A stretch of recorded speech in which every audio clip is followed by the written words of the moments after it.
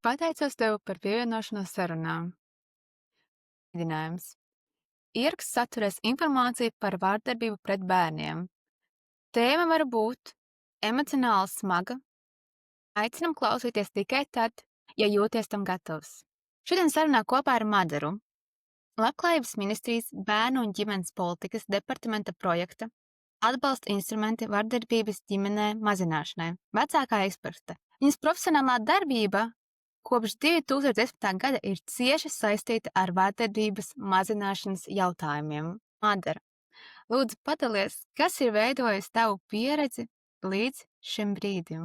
Jā, sveika, Laura. Pirms manas pieredzes vēl paldies par šo iespēju arī būt šai sarunā ar tevi un adresēt šo te ļoti komplicētu un izaicinošu un arī neērtu un arī bieži vien ļoti personīgu tematu kā vardarbība, un tīpaši vardarbība ģimenēm, vardarbība pret bērniem. Un kas attiecās uz šo te manu profesionālo pieredzi, jā, vairāk kā 10 gadus esmu strādājusi centrā Mārta, kas ir Latvijā viena no vadošajām sieviešu tiesību un dzimumu līdztiesības jautājumu organizācijām, kur arī ilgstoši jau vairāk kā 25 gadus adresē vardarbību ģimenē, sniedzot atbalstu vardarbību ģimenē cietušām personām. Un mans darbības ietvers šos 10 gadus bija veidot un vadīt vardarbības prevences programmas. Un tas ietvēra sevi gan darbu ar pusauģiem, jauniešiem, studentiem, gan, protams, arī darbu ar speciālistiem, kur ikdienā strādā ar šo mērķu grupu. Un tas nozīmē, ka mēs veidojām kopīgi dažādu veidu notikumus, mācības, seminārus, konferences, pasākumus, jebkāda cita tāda interaktīva formāta notikumus, kuros tad klātsošajiem bija iespēja stiprināt tās prasmes, zināšanas, attieksmes, kas ir vajadzīgas veselīgu savstarpējo attiecību veidošanai. Un tātad arī vardarbības atpazīšanai, pamanīšanai, reaģēšanai, ziņošanai, arī esot kā tādiem kā klātsošiem acu lieciniekiem. Nu, lūk, un pēc šī mana ilgstošā ceļa nevalstiskajā sektorā, gan nacionālā, gan starptautiskā mērogā, šobrīd jau vairāk par gadu, strādāju Labklājības ministrijā. Un kopā ar komandu tad mēs adresējam, varbūt, bet nacionāla mēroga ietverā šo te vardarbības ģimenē jautājumus, skatot tos gan no pētniecības rakursa, gan jaunu terapijas metožu ieviešana, komunikācija ar sabiedrību par šiem jautājumiem, izglītošana un, protams, arī speciālistu kompetenci celšana. Pa vidu šim visam, protams, dažāda veida mācības pašai, lai pilnveidot savas kompetences, un pat arī esmu noslēgusi maģistra studiju programmu dzimtas studijas Stērlingas universitātē Skotijā. Man ir iespēja pilnveidot savas zināšanas arī akadēmiski. Un, tieši ar dzimumu saistīts vardarbības prevenci Latvijā no jauniešu un jaunatnes speciālistu skatu punktu. Tātad identificējot gan esošos tādas labās prakses piemērus, kā ar dzimumu saistītu vardarbību tiek adresēta izglītības kontekstā, ārpus izglītības kontekstā, gan arī, protams, identificējot tos robus un iztrūkumus, kas ir šādas izglītības pieejamībā un kvalitātē. Paldies par tavu stāstījumu, par to, kā tu esi gājis cauri. Manuprāt, tu esi cilvēks, kurā mums būtu jāieklausās, jo tev ir plašs loks, ko es redzējusi, apguvusi, un turpin tajā darboties. Savukārt, tavuprāt, ja kāds klausīties domā, ka šis stāsts nav par viņu, vardarbībā ar bērniem, pusauģiem, kāpēc tu tomēr teiktu noklausies? Vardarbība notiek tur, kur ir attiecības. Attiecības, protams, var būt ārkārtīgi dažādas kvalitātes, un attiecības ir prasmes. Un ņemot vērā to, kā mēs vispār iemācāmies veidot attiecības. Šobrīd pat nerunājot par veselīgas, neveselīgas, vardarbīgas, drošas, nedrošas, bet attiecības mēs, protams, mācāmies veidot caur pieredzi, caur saviem vērojumiem, redzot, kas notiek man apkārt, ņemot piemēru no šiem vērojumiem. Tomēr attiecību pratībā ir arī kaut kas ir ārkārtīgi personīgs un ļoti, ļoti sakņojas gan mūsu ikviena audzināšanā, protams, un kultūras un sociālajā kontekstā. Un ņemot vērā to, ka vārdarbība ļoti ilgstoši dažādu visiem zinām patiesībā kultūras un sociālo vēsturisko apstākļu dēļ, arī esot joprojām daļa no Padomju Savienības, tad mēs joprojām cīnāmies ar nostāju, ka vardarbība ir ģimenes lieta, vardarbība ir kaut kas privāts, vardarbība ir kaut kas, ko mēdz arī attiecināt, ka tā kā nekarināsim šeit savu netīro vēļu. Ja? Tā tad problēmas, kas ir man ar, teiksim, savu partneri, ļoti bieži ir izaicinoši, nezinu, man kā cietušai, teiksim, lūgt palīdzību. Ap mani joprojām mēdz būt šie tie uzskati, ka, nē, vai nu tur nemaz nav tik traki, kurš tad nestrīdās, viena pagala jau nedeg, un šie dažādie citi sociālie un kultūras aspekti, kas ietekmē mūsu spēju kritiski paskatīties uz tām attiecībām. Un, protams, arī tas, ka man noteikti, ja es vēršos pēc palīdzības, manī mēdz būt izteikti pārliecība, ka man neticēs, man tāpat neviens neko nevarēs, bet varbūt policija atbrauks, bet ar kādu attieksmi saskaršos. Līdz ar to pat, ja mums šķiet, klausoties šo epizodi, ka vardarbība ir kaut kas ļoti tālu no manas personīgās pieredzes un tālu no manas personīgās dzīves, tas ir brīnišķīgi. Un es gribētu kaut vairāk ir tādu cilvēku, kas varētu teikt, ka ar mani tas nekad nav noticis. Un ļoti labi, un tas ir ārkārtīgi vērtīgi. Tāpat laikā tas ir arī retums. Jo arī, ja manā personīgajā un profesionālajā ikdienā es nesaskaros ar vardarbību, tad es noteikti zinu kādu, kurš ir saskāries. Un to rāda, protams, arī globāla statistika, ka katra trešā sieviete, katrs 5. vīrietis savas dzīves laikā saskarsies ar seksuālu, fizisku, emocionālu, arī ekonomisku vardarbību. Un, tādā pasaulē mēs dzīvojam, un tā būtu atkal cita saruna, kā mēs esam nokļuvuši līdz šādiem apstākļiem. Bet runājot arī par vardarbību ģimenēm, liekas, tas, ko mēs sabiedrībā noteikti varam stiprināt, ir šo te acu liecinieka lomu, pamanīt, pārliecināties, ziņot un klausīt varbūt tai savai tādai nojausmai, tā angliski ir tas teiciens gut feeling, jā, čujam, jā. Varbūt kaut kas tur tais manās attiecībās, ko es redzu ar to draudzenei, ar to savu partneri, varbūt tur kaut kas nav īsti līdz galam, ok, un varbūt es pat nevaru to uzreiz ielikt vārdos un to nosaukt, bet pasakot līdz tai savai sajūtai, ka man tāda rodas, jā. Tad atgriežoties pie jautājuma, domāju, ka ik viens, ja mēs esam informēti, ja mēs esam zinoši, ja mēs esam kaut kādā ziņā arī tādi, spējam saglabāt tādu asu uztveri un kritisku pieeju notikumiem mums apkārt, es domāju, ka mēs varam noteikti vienmēr kādam arī palīdzēt un kādu atbalstīt, kurš patiesībā cieši no vardarbības. Tad mēs arī sāksim ar skaistāko varbūt vārdu salikumu vai vārdu draudzība. Jo draudzība ir tas, ko mēs katrs dabiski nonākam ar citiem cilvēkiem, tas, ko mēs vēlamies īstenībā būt vidē, kur mūs pieņem un mēs jūtamies savā ziņā droši. Un te jau sāksies mans pirmais jautājums, Madara, kāpēc draudzība bērniem un pusauģiem ir tik svarīga, jo pirms tu atbildi vēlos minēt, ka mūsu saruna vairāk vai mazāk būs pārunā bērniem un pusauģiem par draudzību un par to, kur starp no draudzības līdz vardarbībai ir nemanāma pāreja. Jā, tieši kā tu jau ieminējies par to, ka draudzība ir mūsu ikdienas, tāda neatņemama sastāvdaļa. Un it īpaši bērniem un pusauģiem, pusauģu vecuma posmā īpaši izteikti notiek šī ļoti dabīgā atdalīšanās no vecākiem, no tāda šī primārā aprūpētāja, un ļoti, ļoti svarīgi kļūst tas, kā mani vienaudži mani redz, kā redz mani klases biedri, mani draugi, cilvēki, kuru grupā es vēlos piederēt, ar kuriem es vēlos identificēties. Un protams, ka caur draudzību mēs ne tikai gūstam emocijas, sajūtas, piederības izjūtu, bet mēs arī veidojam vai formējam paši sevi, paši savu identitāti. Jo, protams, kas es esmu un kāds es esmu, es spēju to saprast tad, kad es pielīdzinos pret kaut ko, vai ne?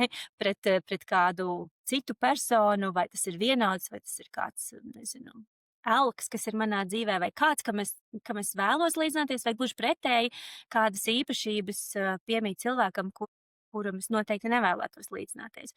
Nu, un līdz ar to, jā, draudzība ir absolūti dabīga socializēšanās sastāvdaļa bērnu un pusauģu vecuma posmā. Protams, ka gan intensitāte, gan forma šīm draudzībām katram bērnam mēdz būt ļoti atšķirīga, bet tas, kas ir kopīgs, man šķiet, ir šī vēlme, jā, pēc minētās jau piederības, pēc atzīšanas, pēc iederēšanās un pēc tās sajūtas, ka man ir vērtība, es esmu foršs, jo cilvēki grib būt kopā ar mani. Jā, un tas arī ir tāds ļoti, ļoti svarīgs kritērijs, jā, jo kāpēc arī ir šī te ar mobbingu, ar izslēgšanu, jo tas ir sliktākais, kas var manā kā pusauģa, kā bērna jauniešu dzīvē notikt, ja mani nepieņem mana vienauša. Tas nozīmē, ka tas man ir spēcīgs signāls, kaut kas ar mani nav kārtībā. Un tas var būt ļoti, ļoti subjektīvs, tas visbiežāk ir subjektīvs, jā, bet tā tad pretējais tam šī draudzēšanās, atzīšana, kad mums ar tevi kopā ir forši. Un tā robeža starp neveselīgu draudzību, it īpaši pieaugušo kontekstā, pieaugušo un bērnu attiecībās, jā, tur tad mēs varam runāt tālāk par šo te varas nelīdzvērtīgu arī un statusu nelīdzvērtīgu sadalījumu. Jo, teiksim, bērnu draudzība, savstarpējā pusauģu draudzība, protams, ka viņi ir ļoti dažādi. Viņi iet augšā lejā, vienu dienu es esmu draugi, vienu dienu mēs neesam vairs draugi.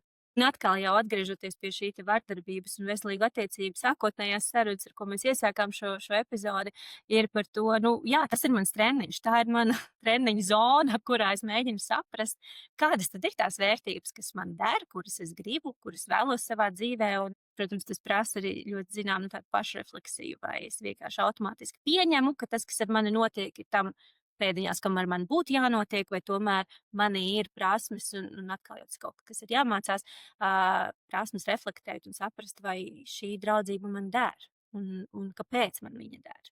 Kā uztvert kombināciju pieaugušais un bērns un draudzība kā tādu, vai kur ir veselīgi un kur jau sākas tas neveselīgums? Jā, šis ir ļoti, ļoti svarīgs jautājums, jo es nu pat arī darba kontekstā iepazinos ar vienu pētījumu ziņojumu, kas, protams, būs arī pieejams plašākam lasītāju lokam, bet skatījās uz Latvijas tādu vardarbības ekosistēmu un to, kādas iesaistītās puses, institūcijas, indivīdi tātad ir klātsoši, kad ir gan cietušais, gan vardarbību veikušais, tātad gan pieaugušais, gan bērns. Un tas, ko šis pētījums izspoguļoja, vai drīzāk vēlreiz apstiprināja tieši par bērniem runājot, ir, ka šie bērni, kuri tika intervēti, viņi arī atzīst, cik ārkārtīgi svarīgi ir viņu dzīvē bijis kaut viens pieaugušais, kuram viņi var uzticēties. Kaut viens pieaugušais, kurš ar viņiem apsēžās un tiešām paklausās, kā viņiem iet, kā viņi jūtās, ar kuru kopā var, nu, tie ir bērnu vārdi, jā, ar kuru kopā var pasmieties, ar kuru kopā ir interesanti, ar kuru var pajokot, bet kurš tev arī var pateikt, nu, kā ir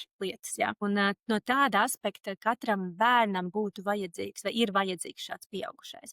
Bet tā atslēga ir tajā, ka šīs attiecības ir veselīgas. Un ko tad tas nozīmē? Ka pieaugušais neizmanto šo te savu varas pozīciju, jo, protams, ir īpaši mazāki bērni. Nu, mēs mācam bērniem, ka pieaugušie ir jāklausa, vai ne? Vai tā ir mamma, tētis, citi piederīgi audzinātāji, skolotāji. Un dažkārt šī te klausīšana ir bezierunu klausīšana, jo pieaugušais teica, tā ir jādara. Protams, ka ir situācijas, kurās ir jābūt šai bezierunu klausīšanai, un tomēr mums ir jāmāc arī bērniem, ka ne visi pieaugušie ir labi cilvēki, vai drīzāk ne visiem pieaugušiem ir labi nodomi. Un tas nodoms ir tas, kas ir ļoti klātsošs tādā vardarbības veidā kā ievilināšana. Angliski šis jēdziens ir grooming. Latvijā mēs esam kopā ar speciālistiem vienojušies, ka mēs iedzīvinam šo vārdu ievilināšana. Interneta kontekstā vai tiešsaistes kontekstā tiek lietots arī vārdu salikums bērnu pavadināšana internetā. Un tas ir mirklis, kad šī draudzība, pieaugušā draudzība ar bērnu tiek izmantota ļaunprātīgos nolūkos. Tātad pieaugušais ļoti apzinoties savu šo te pārākuma pozīciju, kā esot vecāks ar statusu, teiksim tā, gados vecāks par bērnu, esot ar konkrētu statusu, teiksim, sabiedrībā vai konkrētā kopienā, un izmanto ļaunprātīgi šo te uzticēšanos, kur ar bērnu ir izveidota. Tas, kas ir ievilināšanas kontekstā, tad atbildība vienmēr gūstas uz pieaugušā pleciem. kāds varbūt varētu domāt, jā, nu, bet redz, kā tas bērns jau pats tur gāja, vai viņš ir īpaši, jo vecāks kļūst bērns, jo arī apkārtējo tāda, nu, es teiktu, neiecietība pieauga, jā, ir īpaši pusauģu vecuma posmā, nu jā, bet ko tu tur gāji, kas tad tev bija mugurā, jā, ko tu tur pati vai pats gribēji veidot šīs te attiecības ar to savu, nezinu, sporta treneri vai mūzikas skolotāju, vai nu vienalga ar kādu citu pieaugušo, kas ir vairs pozīcijā. Līdz ar to ievilināšanu ir arī ļoti grūti pamanīt, jo mēs redzam, ka bērnam ir šis te viens pieaugušais, kurš tiešām ir ieinteresēts, kurš izrāda šo uzmanību, kur bēdz būt arī dāvanas un uzmanības apliecinājumi, un šis te naratīvs par to, ka cik tu esi brīnišķīgs un neviens cits tevi tik labi nesaprota, cik es, kā pieaugušais, jā, tad, protams, ka tas bērnā veido patīkams sajūtas, un tad mēs varbūt vēlāk varam pārunāt arī šos ievilināšanas soļus, kāds notiek, bet tas ir tas visgrūtākais ar ievilināšanu, jo no malas viss izskatās ļoti labi. Viss skatās, ka, nu jā, šis ir šī te uzmanība bērnam, ir šie uzmanības apliecinājumi, arī bērns pats jūtas labi šais attiecībās, jo redz, kur ir viens pieaugušais, kurš tiešām par mani ļoti, ļoti interesējās, un ir īpaši, ja es nāku no vides, kurā man šī uzmanība dažādu apstākļu dēļ nav tikusi dota. Es, teiksim, nāku no ārpus ģimenes aprūpes, vai mums ģimenē nav veselīgas attiecības, vai es esmu kādā, nezinu, tādā dzīves posmā, kur man ir grūti izveidot attiecības ar saviem vienaudžiem, piemēram, un te uzrodās viens pieaugušais, kurš saka, cik es esmu forša. Protams, ka es ticēšu, ja? Un nevar mani vainot tādā ziņā, bet, nu jā, un tad ir jautājums, ar kādu mērķi pieaugušais šīs attiecības veido. Es vēlētos ar tevi precizēt vienu, varbūt stereotipu. Vai vienmēr vai vairākums ir tam, ka šie noziegumi, var teikt, kas beigās ir noziegumi, šī ievilināšana draudzību ar jauniešiem bērniem, kas nāk no maznodrošinātām vidēm, no nelabvēlīgas ģimeņu vides, vai tas var būt arī ar bērniem, jauniešiem, kuri nāk no vidē statistiski normāls ģimenes? Jā, tas bērnu profils, protams, ir ārkārtīgi dažāds, vai šo te cietušo profils. Tas, ko rāda arī pētījumi, starptautiski pētījumi, bērni, kuri atrodas ievainojamā stāvoklī, protams, vieglāk var tikt ievilināti, jo tas ir vai nu ārpus ģimenes aprūpe, vai, piemēram, ģimenē ir atkarība problēmas. Ģimenē ir ļoti daudz bērnu un ir tikai viens vecāks. Ģimenē nāk no sociāli varbūt izaicinošas vidas. Vai iespējams, ka ģimene, ir arī situēta, izglītota, viss bērnam nepieciešamais ir nodrošināts, bet kaut kādu apstākļu dēļ nav šī emocionālā saikne bērnam ar saviem tiešajiem aprūpētājiem. Jā, vai nu tas ir darbs, vai noslodze, vai attiecības ģimenē, bet respektīvi ir kaut kas man kā bērnam pietrūks. Un visbiežāk tā ir, šī te uzmanība, tā ir šī te vienkārši cilvēciskas sarunas par to, kā man iet, ka es varu kādam izstāstīt, ka kāds man uztver nopietni un ka nesaka, ka, šitas jau pāries, šitas posms beigsies, vai tiešām tās ir īstas problēmas, ar ko tu pie manis te nāc. Un, protams, tie ir bērni, kuriem ir grūtības izveidot, vai ir izaicinoši izveidot attiecības ar saviem vienaudžiem, kur jūtas vientuļi. Tie var būt arī bērni, kuri nāk no ģimenes, kurās ir veselīgas, cieņpilnas attiecības, bet ģimenē ir kāds notikums, kas ir pēdējā laikā, kas ir, izsits no līdzsvaru visu ģimenes sistēmu, piemēram, kāda tuvinieka nāve. Vai, piemēram, vecāks ir kādā pārejas posmā, profesionālā ziņā, vai ir zaudējis darbu, vai ir kāda saslimšana, bet respektīvi ir kaut kas izsit to manu, varbūt to ikdienas pierasto dzīvi, un es līdz ar to palieku drusku tāds viens pats.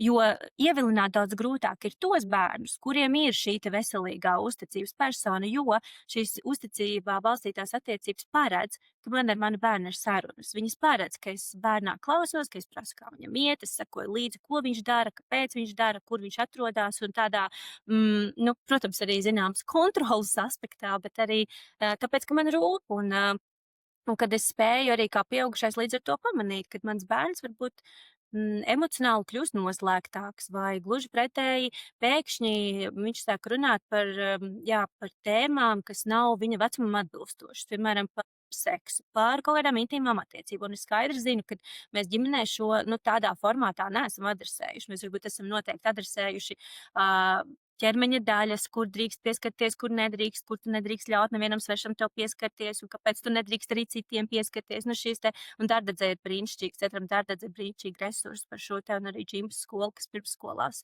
stāsta tieši un izglīto bērnus. Un, un līdz ar to tas pat nav stereotips, ko tu minēji, bet tas tiešām ir viens no aspektiem, un tas, kas ir jāņem vērā, kad bērni, kuri ir ievainojamā stāvoklī, daudz vieglāk var kļūt par ievilināšanas upuriem, un, protams, ka arī ievilinātājs to zina un saprot un izmanto šo ievainojamo stāvokli. Ļoti liels paldies, ka tu devi to skatu, kad patiesībā tur nav tā, ka ir sadalīts pa kastītēm, bet pamatā īstenībā ir tās nepieciešamas cilvēciskās attiecības. Tas ir tas, ko meklē bērns.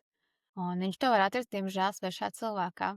Viņš to izmantos ļaunprātīgos nolūkos. Man ar tevi iepazinos Ogles festivālā un tavā darbnīcā, kurā tu jau stāstīji par un iepazīstināji vārds ievilināšanu, es nonācu pavisam nejauši, teiksim tā zinātkārs un saprast kaut ko no citas vēl vienas perspektīvas, un es vienmēr esmu apzinājusi šajā sabiedrībā, kad aiz saules ir nakts un ir tā tumšā puse sabiedrībā, kurā ir vardarbība un nekas nav tik vienkārši, un izprast labāk laikam arī to, ar ko es varu varbūt kādu dienu saskarties ar kādu cilvēku stāstu un saprast, kam viņš iet cauri, tāpēc es biju pie tevis kaut kādā ziņā arī šajā darbnīcā. Es tev lūkšu pastāstīt vairāk par to, kas ir šī ievilināšana, kas ir solis pa solim, kā tas izpaužas. Jā, tā no definīcijas aspekta ievilināšana tad ir ilgstošs, mērķiecīgs un manipulatīvs process klātienē vai tiešsaistē, kurā ievilinātājs tad pakāpeniski izveido attiecības ar bērnu vai jaunieti, nodibina šo emocionālo saikni, panāk uzticēšanos un tālāk šo uzticēšanos izmanto ļaunprātīgi mērķu sasniegšanai, kas ļoti bieži ir seksuāla izmantošana, vai izmantojot internetu tehnoloģijas klātienē. Tas var būt arī saistīts ar narkotiku pārvietošanu, teiksim tā, vai dažādi veidi šie te nelikumīgie procesi, kuros bērns, kā jau nepilngadīga persona, saņem cita veida atbildību krimināla administratīva nekā pieaugušais. Bet visbiežāk ievilināšana tomēr, tā var teikt, rezultējās seksuāla aizskaršanā, seksuālā izmantošanā. Noteikti soli pa solim ir, tad vispirms ir šī tā saucamā atlase, vai šis vardarbības veicējs novēro vai klātienē vai tiešsaistē, tātad dažādās spēļu platformās, interneta vidē, formos, Instagramā, kur ir publiskie profili, teiksim, bērniem, jauniešiem, un izvēlas tos jauniešus vai bērnus, ar kuriem ir viegli viņiem ir viegli piekļūt emocionāli vai arī fiziski. Tātad bērns uzreiz reaģē, teiksim, kā ievilinātājs rakstu kādu komentāru pie bērna bildes Instagramā. Bērns uzreiz reaģē, paldies, tur forši kompliments, un man ir ļoti viegli uzsākt sarunu. Ja šis bērns nav no tiem aizdomīgajiem, vai kurš pateiks, kāpēc man kaut kāds svešs cilvēks raksta. Un, protams, kad es jau to kā ievilinātājs varu darīt arī no bildes profila, kas arī ir pusauģa bilde, ja nevienam citam pusaudzim nebūs par šo aizdomas. Lūk, un tātad notiek šī emocionālās saiknes nodibināšanas sārunas. Tas ir ilgstošs process. Tas nebūs tā, ka es šodien ieraudzīju šo te Instagram profilu, uzrakstīju, un rītdien es lūkšu sūtīt pornogrāfisku raksturu saturu. Tas tiešām ir ilgstoši, un tas ievilinātājs velta tam laiku, lai šī saikne, jo tā saikne ir tā atslēga, lai šīs gala rezultāts būtu sasniedzams. Lūk, un tad palēnām šajā emocionālā saiknes veidošanā tiek iepludināti arī tādi kā izolējoši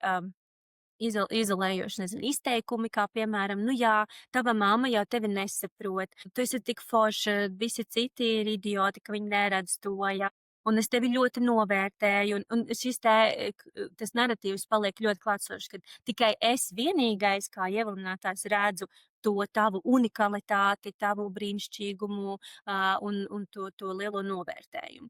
Un šī te uzticības veidošana, ievilināšanas gadījumā vienmēr ir saistīta ar noslēpumu glabāšanu. Tātad tās attiecības vienmēr būs tādas, kurām ir jāpaliek noslēpumā.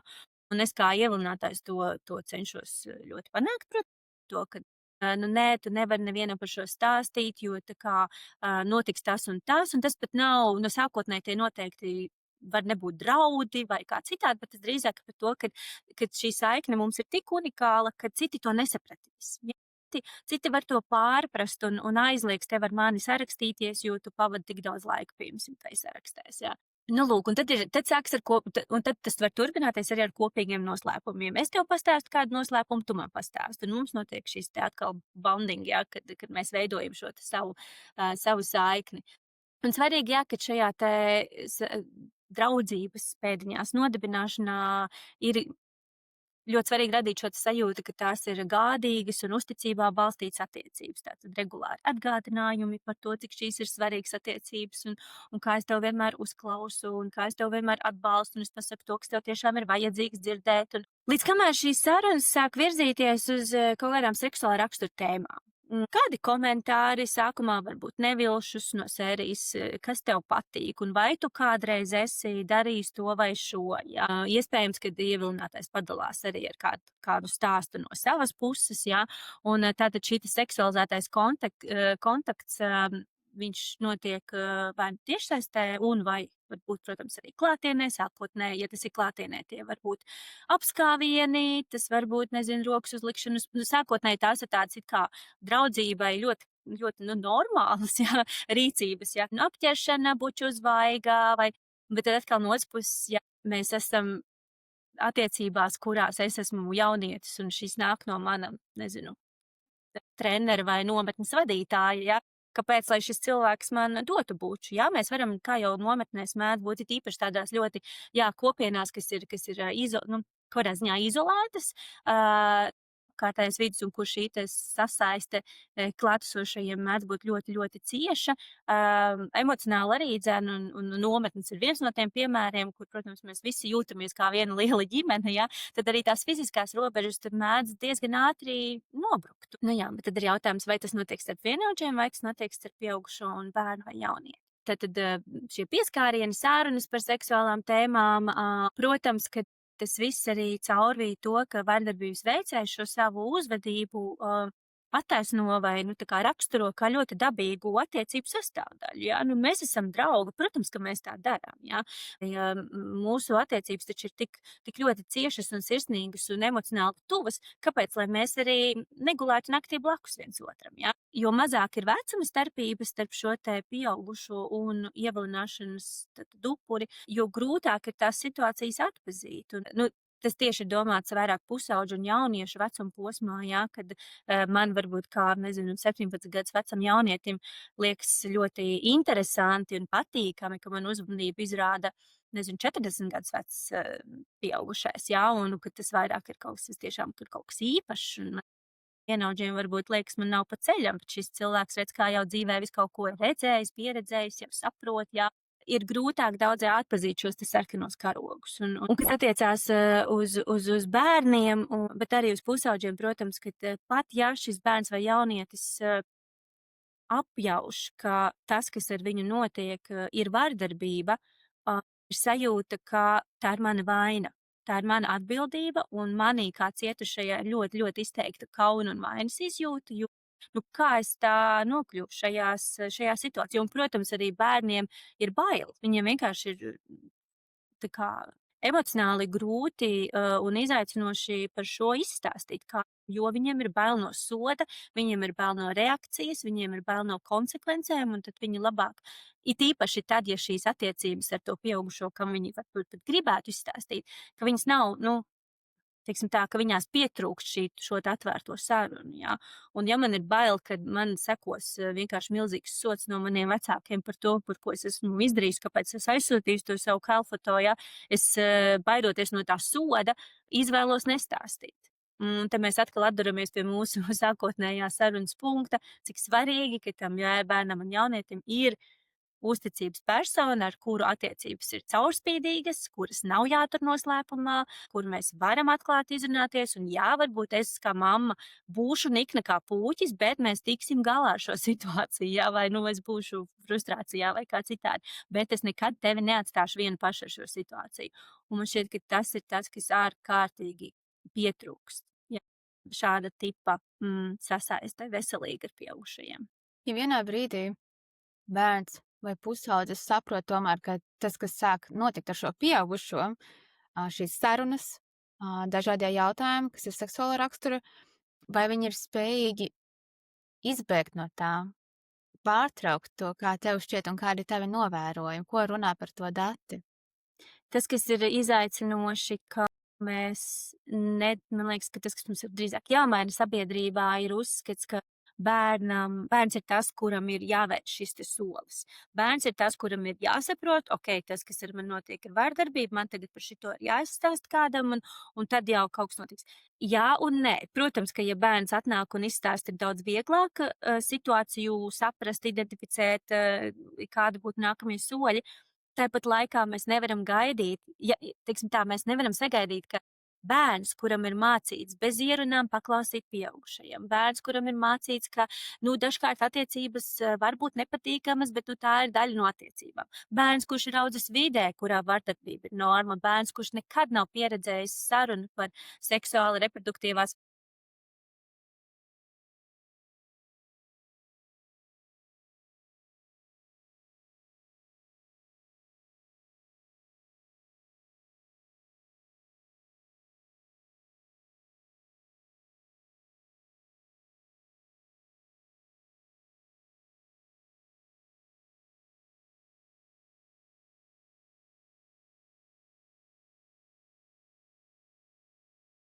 Tas, protams, ka mēs nevaram gaidīt arī, ka šīs spēks un prasme bērnam atpazīt vardarbību savā ikdienā radīsies no vienas sarunas, kura ir bijusi, nezinu, 3. klasē, jā, vai 9. klasē vienreiz, kad jau daudz kas līdz tai 9. klasē ir ar mani noticis. Jā.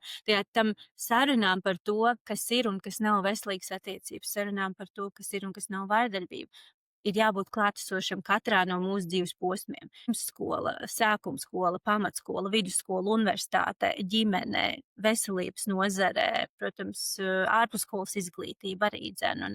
Jo tas ir tāds, teiksim tā, investējot tikai un vienīgi bērnos un trenējot viņu prasmes, tā būs viena daļa no uzvaras, bet vienlaikus mums ir arī ļoti, ļoti jāpievērš uzmanība tam, kādas kompetences mēs stiprinam pieaugušajiem. Jo pat ja bērns, jā, viņš, teiksim tā, arī man šī veiktā pētījuma ietvaros par dzimumā saistītu vardarbību, man gan tā respondentu grupa bija drusku vecāki, tie bija 18 līdz 25 gadus veci jaunieši, bet tas, ko tie dati no tiem 300 jauniešiem, kuri aizpildīja šo te kvantitīvo pētījumu, šie dati parāda, ka jaunieši ir informēti, viņi saprot, viņi zina, kas ir vardarbība, viņi spēj viņu atpazīt, bet tas, kas ļoti, ļoti iztrūkst, ir tālāka rīcība. Pat ja viņi atpazīstot šo vardarbību, iet un par to ziņo, viņi nevar būt pārliecināti, ka tālāk tā rīcība būs ļoti konsekventa no šo te speciālistu, pieaugušo, vecāku, izglītotāju, policijas un citu veidu iesaistīto puses. Un līdz ar to, mēs no vienas puses varam teikt, bet redz, ka mums tur ir izglītība tāda un šitāda un visādus tur semināri un mācības un viss kaut kas. Labi, es aizēju un es tev saku, klausies, es esmu cietusi no vardarbības, jā, vai kur ar mani noticis X, Y, Z, un tu man saki, nē, nevar jau būt, tiešām, jā. Pavisam nesen vēl mēdījos izskanēja tas, ka būtībā aizdomās par vismaz 180 Latvijas un ārvalstu bērnu iesaistīšanu pornogrāfijas apritē aizturēts skolotājs. Šis gadījums ir ne tikai Latvijas līmenī, bet arī Eiropas līmenī, kurā tiek iesaistīts arī Eiropols, lai izmeklētu, kas ir noticis. Un skaidrs bija tas, iepazīstoties arī ar šo materiālu, kad ilgā laika periodā arī ar šo noziegumu veidu nodarbojās. Kā tev šķiet, kā mēs sabiedrība varam skatīties uz šo konkrēto gadījumu, kas tika izcelts, ņemot vērā, ka mums ir noteikti daudz citi gadījumi, kas netiek izcelti tik lielā apmērā kā šis, kas mums būtu jāsaprot sakarā arī ar šo pašu ievilināšanu. Jā, mēs sarunas līdzinājā gaitā daudz pieskārāmies tieši gan cietušā profilam, gan cietušā sajūtām un pieredzēm un tam, cik viegli vai grūti ir vai nav ziņot. Un tad runājot jā, par šo te ievilinātāju profilu kā tādu, šis ir nu, kaut kādā ziņā, negribas lietot vārdu parauga gadījums, bet drīzāk par to, ka cik ļoti klasiskas ievilināšanas pazīmes ir šajā te gadījumā. Jo nevienam nebija, vai vismaz tā vēsta publiski pieejama informācija, ka nevienam nebija aizdomas. Tas nozīmē to, ka šis cilvēks, jā, ir sabiedrībā vai konkrētajā sabiedrības kopienā tiek respektēts, tiek ieredzēts, tiek vērtēts kā, labs, vērtīgs profesionālis, ģimenes cilvēks, izskanēja šāds teikums, jā, ar kuru nekad iepriekš nav bijušas nekādas problēmas un tā tālāk. Un šo sakot, tas nenozīmē, ka mums tagad tik viens skolā strādājošs vīrietis ir jāuzlūko ar aizdomām, ja vai viens sporta treneris vai nometņu vadītājs. Vai tas nav tas, ko es saku. Mums ir brīnišķīgi speciālisti, sievietes, vīrieši, kuri godprātīgi dara savu darbu un tiešām dod lielu ieguldījumu jauniešu izaugsmē un attīstībā. Bet tas, ko iezīmē šis te gadījums, jau atkal ir par to vidi, kurā šis process vai šī ievilināšana varēja notikt. Tad pat ja varbūt kādam no skolas vai kopienas dalībniekiem bija kaut mazākās aizdomas, vai kaut kāda sajūta, kad varbūt tā draudzība šim te pieaugušajam cilvēkam ar šo te bērnu, ja, tur kaut kas nav līdz galam varbūt riktīgi, atkal jau vai man ir zināšanas un izglītība par šo vardarbības veidu, lai es varētu pateikt, ka, hei, paskatāmies tuvāk. Protams, ka mēs uzreiz varbūt šīs te mazākās aizdomas tā kā nostūmjam nost, jo, taču atkal ģimenes cilvēks, kur strādājas skolā, nav nekāda tur vardarbības backgrounds, jā, no kurienes man šīs aizdomas. Mēs atkal atduramies, jā, par informēšanu, par izglītošanu, par sabiedrības arī līdzatbildību. Un arī par bērnu un jauniešu izpratni par šo vardarbības veidu. Un atkal, jā, skolās un citās vietās, kur jaunieši uzturās un kur uzturās pieaugušie, ja mēs par šo runāsim atklāti un tieši un spējot nosaukt lietas īstajos vārdos, jo mazāks būs risks kaut kam notikt, un runājot jā, par šo konkrēto gadījumu, ko mēs no tā varam mācīties un ko mēs no tā varam paņemt, ir jā, šis te, man liekas, ka tas izglītošanas un informēšanas aspekts šeit ir kliedzošs. Jo pēc tam, kad tika konstatēts fakts, ka šī ievilināšana ir notikusi un kad ir tik ļoti daudz cietušo, pēc tam jau sekoja ļoti loģiskas, vajadzīgas, vērtīgas darbības no policijas, no bērnu aizsardzības centra, no citām iesaistītajām pusēm, ja gan par atbalsta sniegšanu, gan par vainīgā saukšanu pie atbildības. Bet tas posms, kamēr no tā fakta, ka noziegums ir noticis, līdz tam faktam, ka mēs pasakam, jā, noziegums ir noticis, tas ceļš bija pārāk garš. Un te ir atkal jau tas mūsu neizdarītais mājasdarbs par izglītošanu un informēšanu. Un kāpēc šāda tipa vardarbība statistiski arī visbiežāk notiek no vīriešu puses? Te mums tad ir jārunā jā, par sabiedrību, kura ir patriarchāla, un tas nozīmē, ka kopumā tādos jēdzienos vai ietvarā runājot, sievietes un bērni tiek uztverts kā kaut kas mazāk vērtīgs, derīgs nekā šī te vīrieša status un loma. Te, protams, var būt ļoti daudz pretargumentu, bet tas, paskatoties vēsturiski, jā, kā sabiedrības un kopienas ir attīstījušās un kādas lomas neobjektīvi tiek iedalītas vīriešiem un sievietēm, un to arī, kad mēs, teiksim tā, vardarbību, kura ir no vīrieša puses nākoša, ļoti ilgstoši esam nu, teiksim tā, attaisnojuši vai pieņēmuši kā normu vai kā daļu no vīrišķības, ja šī te, nu, nezinu, ģimenes galva, stingrā dūre, tur, nezinu, lēmumu pieņēmējs, ja. Un, protams, kad, ja mēs esam attiecībās, kurās viens personāžs defaultā tiek pieņemts kā galvenais, tad, nu, tur īsti nav vieta diskusijai, un tur vairs nav vieta, nu, tādām līdzvērtīgām attiecībām, ja.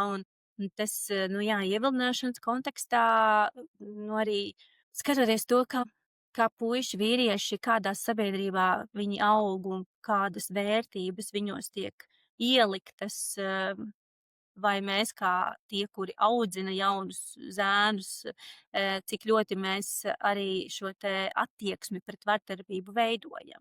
Zēns audzinot, šī attieksme pret vardarbību noteikti tiek veidota daudz iecietīgāka, daudz tāda pieņemošāka, nezinu, sākot ar sporta veidiem, video spēlēm, jā, kuras masveidā tomēr kvantitatīvi spēlē puiši nekā meitenes, jā. Kas ir šajās video spēlēs, kāda veida narratīvi. Un tas iet atkal roku rokā, vai un kādas ir tās vides, kurās bērni un jaunieši var mācīties par veselīgām attiecībām. Un, respektīvi, ņemot vērā visus tos piemērus, kas bērniem ir apkārt par to, kā ir jāizturās īstam vīrietim un kā ir jāizturās īstai sievietei, jā. Un tā skaitā arī vardarbības izpausmēs un arī vardarbības attaisnošanā. Nu, no sērijas boys will be boys, jā. Tas jau arī daudz ko pasaka, jā. Puiši, zēni ir zēni, nu, ko mēs tur no viņiem varam sagaidīt? Protams, ka viņi tur kausies vai tur apsaukāsies vai tur, nezinu, mēģinās piespiest meiteni uz kaut ko viņi negrib, jā. Kā vecāki var soli pa solim vairāk mācīt saviem bērniem par to, ka pieaugušies nevienmēr ir autoritāte, kura jāņem vērā, un ka viss, ko šis cilvēks saka vai liek darīt, ir tas, kas tev ir jādara. Jā, par vārdarbību un par ievilināšanu un par seksuālu aizskaršanu, bērnu seksuālu izmantošanu, man liekas, te ir ļoti svarīgas divas lietas. Pirmkārt, robežas, mācīt par ķermeniskām, fiziskām, emocionālām robežām, jo no ļoti agrīna vecuma. Man ir 4-gadnieks. Tas, ko mēs darām ar viņu, ir mēs jautājam, vai es drīkstu, nu, protams, ka nevienmēr tas tā notiek 100%, bet kopsumā mēs ļoti ģimenē cenšamies ievērot to, ka vai es drīkstu iedot buču, vai tu gribi samīļoties, un ka viņš drīkst teikt to nē, un tad, kad viņš saka to nē, tad tas nē arī tiek respektēts. Un tas nav tikai par to, ka mēs respektējam arī viņa nē, bet ja viņš arī vēlās, teiksim, kādu fizisku, nezinu, kontaktu, tur apskāvienu, sēdēt klēpī vai kaut tādu, nesaku nē, ka viņš arī iemācās to nē sadzirdēt. Bet tas, protams, iet roku rokā un balansā ar to, ka bērns dabū to uzmanību, kas viņam ir vajadzīga no tā savā uzticamā pieaugušā. Ka bērnam tiek mācīts, jā, ka viņa ķermeņa robežas ir jārespektē, kad mēs dzimuma orgānus saucam anatomiskos nosaukumos, ka mēs nedodam dzimuma orgāniem kaut kādus apzīmējumus, kas var tikt pārprasti, nezinu, tur cepumiņš, jā, piemēram. Un tad, ja kaut kas ar bērnu notiek un viņš lieto šo vārdu, tad, nu, klātsošie var nesaprast, par ko ir vispār runa. Tā kā bērns spēj saprast to, ka viņa ķermenis ir viņa ķermenis, un kad, protams, ir situācijas, kad ir vajadzīga, nezinu, ārsta iesaiste vai vienalga personīgās higienas ievērošana, ja bērns vēl to pats nespēja, tā kā, bet mēs par šo runājam. Un vienlaikus, nezinu, mazgājoties dušā, es dēlam atgādinu, ka tu zini, ka tavu dzimumu locekli nedrīkst neviens bez atļaujas aiztikt, un tu nedrīkst arī citus aiztikt, un tās ir privātas ķermeņa daļas. Un punkts. Viņš saka, jā, ok. Nu, tā kā tur nav ļoti daudz pēc tam kaut kāda, tur, nezinu, prelūdija liela par to, kāpēc, un, nu, ne 4-gadnieku vecumā, jā. Un jā, un kad šie tātad, jā, ķermeniskās rokas,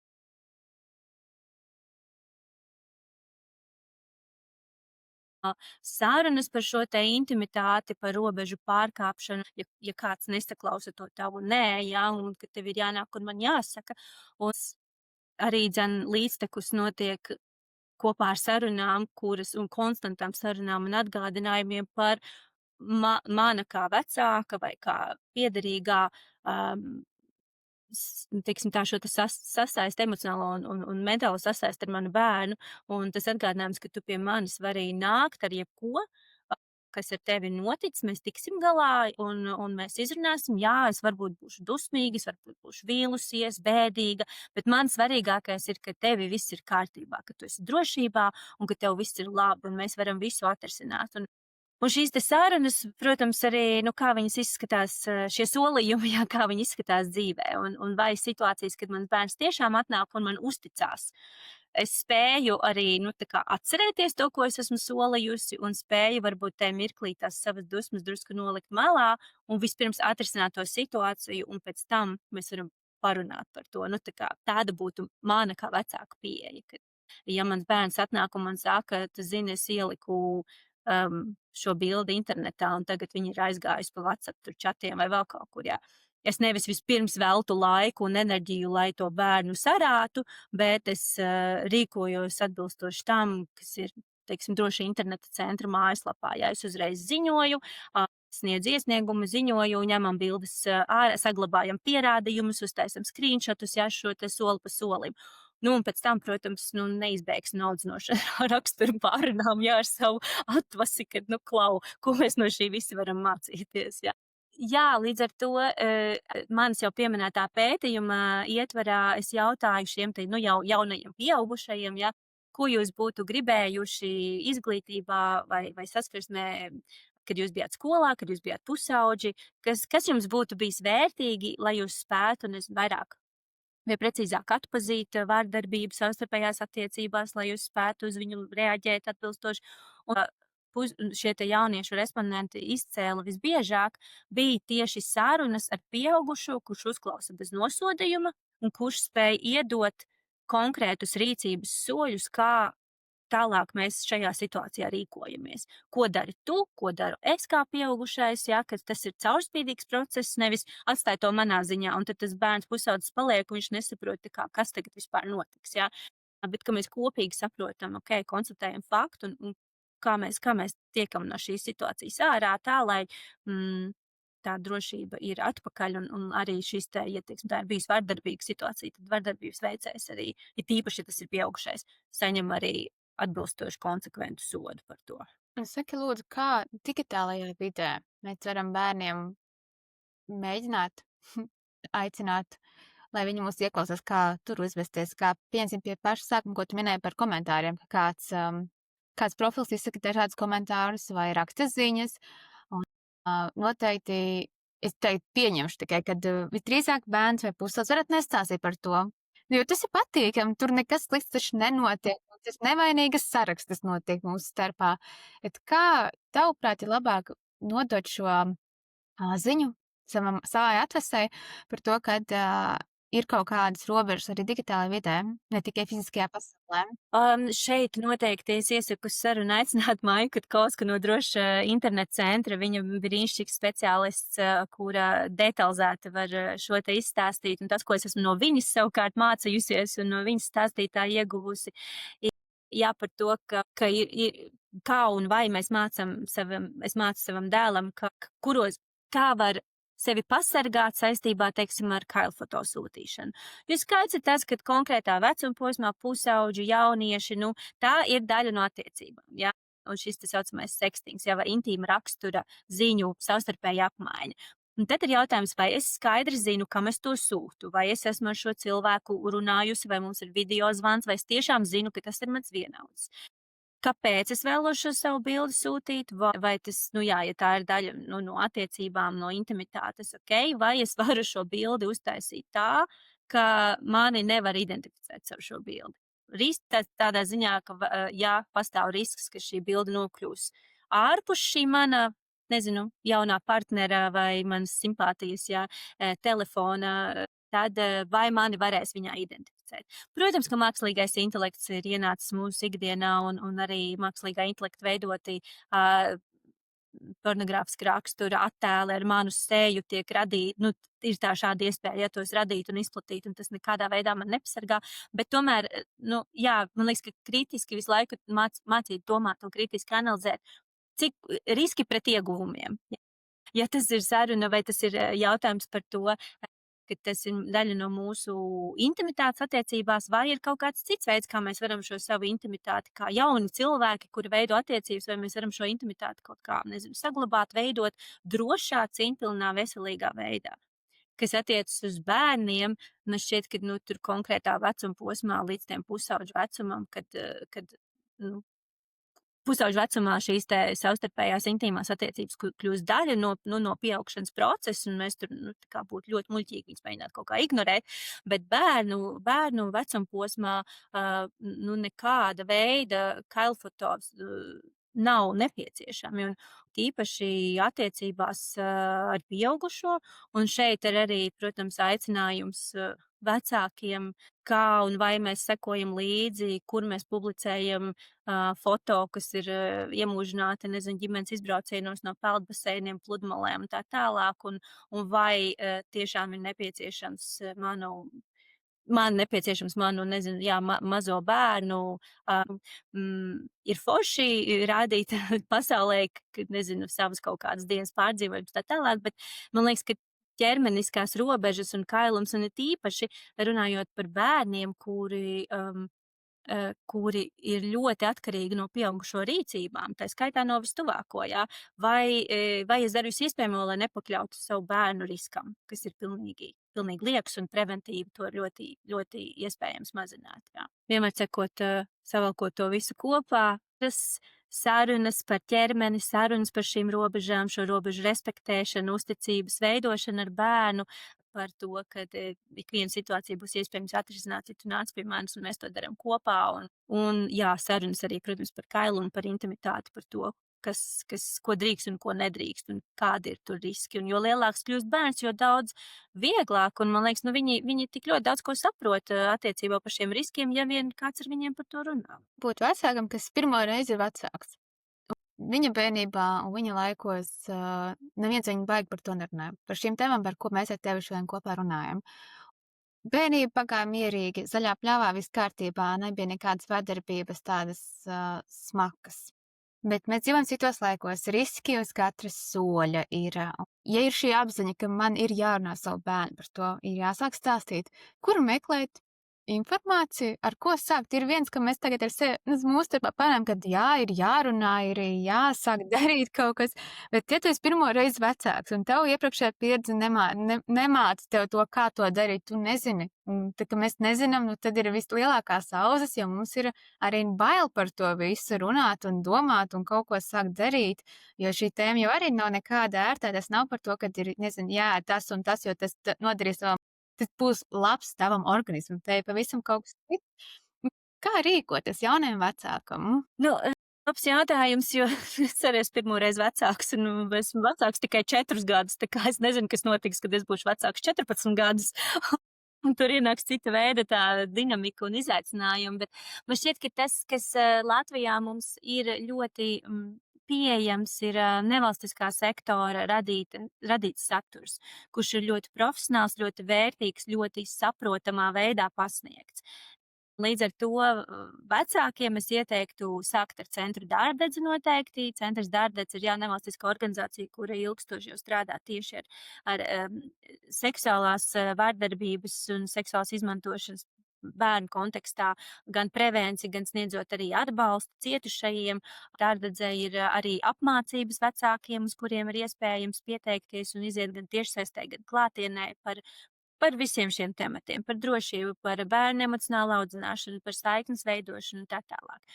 Bet, protams, jāsākt ar Centra Dārdedze mājaslapu, papētīt, kāda resursa tur ir pieejama. Noteikti, kas saistīts ar drošību internetā, Latvijas drošāk interneta centrs, arī tur ir gan resursi specifiski vecākiem, tur ir resursi bērniem, tur ir resursi pusauģiem un jauniešiem, vecu posmiem, par dažādiem tematiem, ne tikai par ievilināšanu vai bērnu seksuālu pavadināšanu internetā, bet par internetu drošību kā tādu. Tā kā, tad es noteikti vēl varu minēt Papardes zieds, nevalstiska organizācija, kas adresē tieši seksuālās un reproduktīvās veselības jautājumus, attiecību drošību, pusauģu vecuma posmā. Tur arī ir resursi gan, protams, par šiem jauniešiem nodarbības, lasām vielas, gan arī, protams, padomju speciālistiem, vecākiem, kā šos jautājumus adresēt.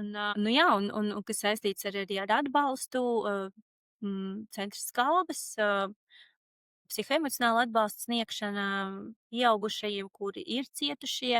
Ja ir jautājumi saistīti, ja es, teiksim, kā vecāks, man ir aizdomas, ka mans bērns varbūt ir, vai pastāv augsts risks, ka mans bērns var kļūt par ievilināšanas upuru, vai man ir kāds aizdoms, noteikti iesaku arī zvanīt uz bērnu aizsardzības centru, gan uz bērnu un jauniešu uzticības tālruni, paši bērni var zvanīt, bet arī, ja piezvan vecāks, tur arī var saņemt atbalstu un konsultāciju. Un tālrunis ir 116 111. Jā, man liekas, ka resursi tiešām ir daudz, un tas, kas droši vien katra vecāka vai pieaugušā, nezinu, ietekmes lokā ir, cik daudz laika un enerģijas es varu veltīt šī resursa izpētīšanai, izzināšanai, vai man tam ir laiks, vai man tam ir interese, jo teikt, ka mums informācijas nav, tā mēs gluži nevaram. Informācija ir, viņa ir pieejama, viņa ir kvalitatīva, bet jā, nu, tas, kas noteikti mums pietrūkst, ir sarunas par šo informāciju. Jo, protams, ka viens ir izlasīt, es tā kā saprotu, ok, jā, ir pazīmes tādas, šitādas, ok, man būtu jādara tas.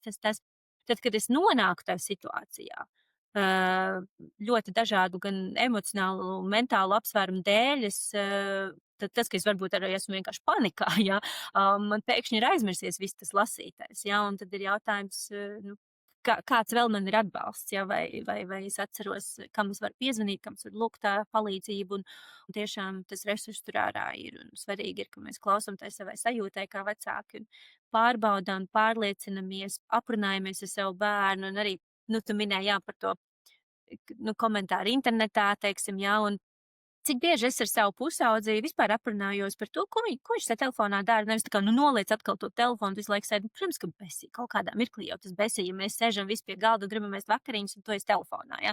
Nu, es uzšvirkstu, un tas ir normāli kā vecākam, bet līdz tam, vai es atrodu laiku apsēsties, tā kā pastāsti, kas tagad ir topā vispār? Nu, tā kā, kas ir interesanti? Ko tu skaties, ko tu dari? Man interesē katru vietu, ko tu par to domā, un ne tikai tā kā atskaites formātā, kam tu seko TikTokā, bet tā kā par to saturu, ko tur esi redzējis, kā tu to vērtē, kas tev tur liekas interesanti, kas tev tur liekas jocīgi varbūt. Nu, kā man šķiet, ka atkal jau atgriežoties pie tām sarunām. Tik vienkārši un tik sarežģīti reizē, vai ne?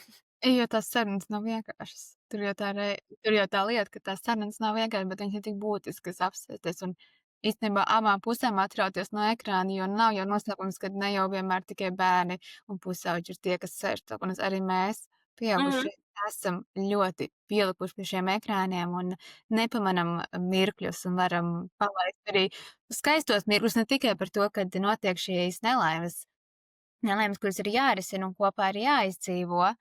Man liekas, šī saruna paskrēja, Madara.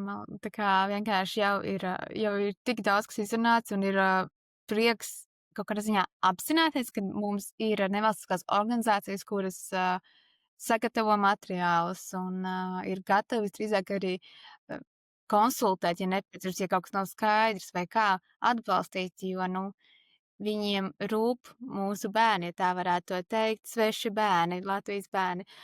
Jā, vai ir kaut kas tāds, ko mēs šajā sarunā ar tevi neesam izrunājuši, tu vēlētos ar to padalīties?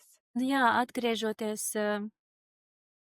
atgriežoties pie tā, kāpēc, nu, respektīvi, ir man gan profesionāli, gan personīgi ir bijušas situācijas, kad runājot par vardarbību, tas, ar ko es runāju vai kur es runāju, ir tā, teiksim, arī saprotama reakcija. Mēs atkal par šo runājam, ja mēs atkal šo adresējam, un vai tad tiešām jau, nu, tā kā viss nav izrunāts, un mēs taču saprotam, un mēs atpazīstam, un visādi informācija ir.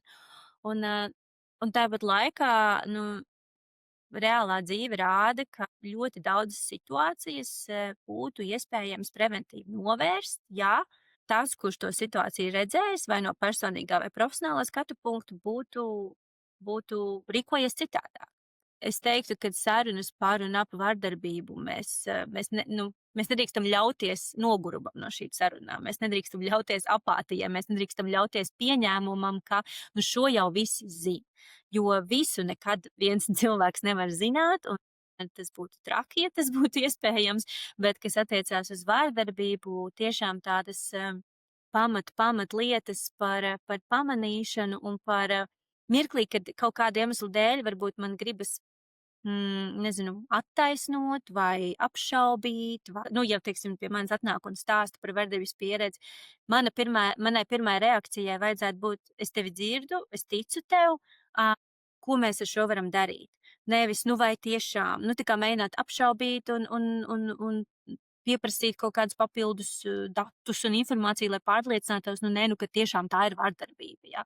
Tieši kā tu minēji, nu, vardarbība ir ārkārtīgi arī nu, tāda a attiecību sastāvdaļa, kas ir ļoti personīga, un man var būt ļoti daudz dažādu iemeslu, kāpēc man ir grūti par savu pieredzi pastāstīt, vai kāpēc es kā aculiecinieks neiesaistos tajā situācijā, kur es redzu, ka ir vardarbības. Te onkuli un tanti, jā, kuri ir ģimenes sastāvdaļa, bet es skaidri redzu tajā ģimenes ballītē, ka viņi savstarpēji, nu, ka tur notiek emocionāla vardarbība, un vai es varu pieiet klāt un runāt, kā es to daru, un te mēs atduramies atkal pret prasmēm, un prasmes ir kaut kas, kas mums ir jātrenē. Līdz ar to, jā, um, nenogurt, neklusēt, uh, klausīties tai savā sajūtā, kura saka, ka šis neizskatās pēc veselīgām attiecībām. Pārunāt ar kādu šo, vienam viens arī, protams, nekad nav nekāds cīnītājs, un vienam nav jātiek galā ar situāciju, ir ļoti, jā, atkal atgriežoties pie šiem resursiem. Jā, man šķiet, ka, nu, šis ir tāds, nu, nebeidzamais stāsts. Man liekas, kamēr pastāvēs sabiedrība kā tāda, gribam vai negribam, vardarbība būs, ir jautājums, vai un kā mēs varam stiprināt savas zināšanas, prasmes un attieksmes, lai mazinātu šīs vardarbības riskus, un lai atbilstoši, jā, sniegtu palīdzību gan cietušajiem, gan arī vardarbības veicējus saukt pie atbildības. Laikam šajā visā visbīstamākais ir klusums. Nerunāt par to un izlikties, ka tas neskar ne mani, jo viss ir gaiši, bet mēs, kā jau tu minēji to piemēru, kad varbūt pastiprināti pēc mūsu radu saimē ir šī vardarbība tikai ne tik varbūt briesmīga, kā mums liekas, ka vardarbība vienmēr ir kaut kas briesmīgs, viņa var būt tieši tā emocionāla, maiga reizēm, bet nākošajā brīdī ļoti cietsirdīga, un arī tā ir ļoti daudz dažādas sejas. Un tās sarunas, kuras ir tik ļoti neērtas, bet tik ļoti nepieciešams, lai atgādinātu par to, ka mums ir jārūpējas par sevi, par saviem tuvajiem. Un tas nevienmēr ir tikai par saviem radiniekiem, bet arī par saviem draugiem, draudzenēm. Ja mēs redzam un ja mēs varam viņiem kā palīdzēt, tad, manuprāt, Māte ir uzskaitīja ļoti daudz dažādas resursus, kurus es pēc tam pievienošu ieraksta beigās. Lai ir kam piesakot gan Instagram kontiem, kuros ir ļoti patīkamā un saprotamā valodā komunicēta ļoti vērtīga informācija šīm nevalstiskajām organizācijām. Jā.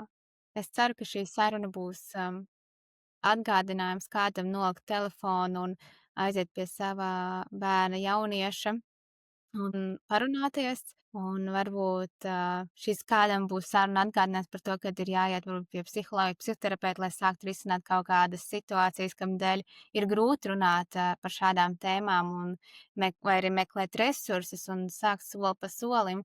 Un galvenokārt, laikam, tas ir par to, ka ne jau vienreiz mēs pasakam jaunietim vai savam bērnam par to, ka tas un tas ir slikti, nedara tā visu, un tagad viņš atcerēsies visu atlikušo savu, nezinu cik jauniešu mūžu, līdz viņš paliks pilngadīgs un aizies tā kā savā dzīvē, kā mēs laikam visi pieaugušie vienmēr domājam, ka līdz tiem 18 cik gadiem mums ir jārūpējas. Drīzāk tas ir sistemātisks, brīvprātīgs investīcijas savā bērnā un viņa dzīvē, lai kaut kā preventīvi, kā tu teici, rīkoties. Jā, tas nav viegli. Tas laikam nav tas skaistais, ko katrs vecāks sākumā iedomājas, kad viss būs skaisti jauki un mēs tikai runāsim par, nezinu, par to kādu rotaļlietu nopirkt plauktā, bet mums būs jārunā arī par šādām tēmām. Paldies, ka tu dari savu darbiņu. Tu biji šajā sarunā, kas bija gaužām atbildīgi, manuprāt. Paldies tev! Lai droši!